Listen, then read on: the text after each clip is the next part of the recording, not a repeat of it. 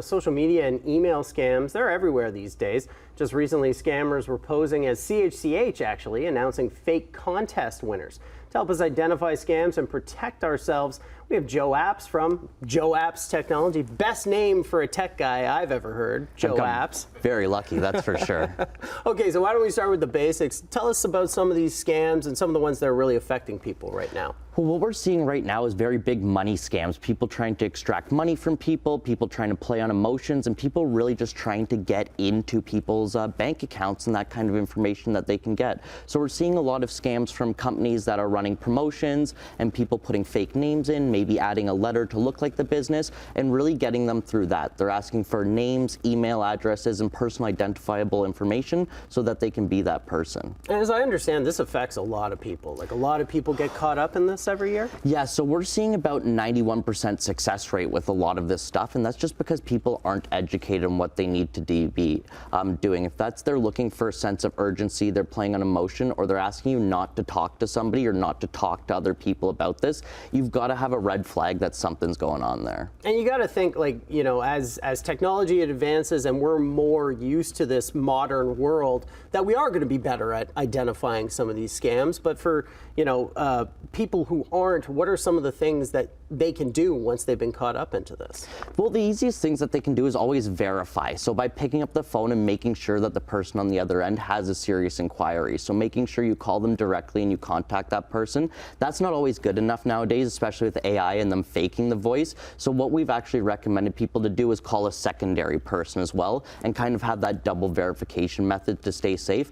Always be careful if there's a sense of urgency, and always check the name of what you're interacting with. Make sure there's no spelling mistakes, make sure there's not double letters added, and always verify the source of where it's coming from. And what can we do proactively? Like, once it's happened, obviously you got to respond, but are there some proactive things, some suggestions you can give us? Yeah, there's lots of proactive things we can do. We're seeing new things like identity tracking, so a lot of people are buying identity tracking services now to know if they've been signed up for a new credit card or a cell phone or a new bank account, so that they can verify that and go, yes, this is me. Another thing that they can do is awareness, so there's lots of tests online from Google and other companies just to prepare yourself and what would happen if you do it, or how sensitive you are to that happening to you.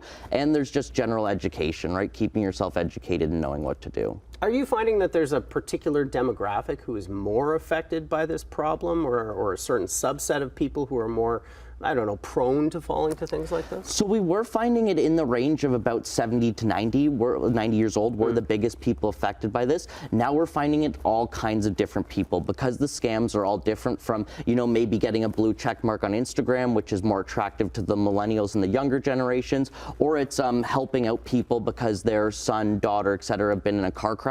We're seeing it all the way through because of the variety of scams that they have now. And I imagine scammers, being as sophisticated as they are constantly changing their approaches.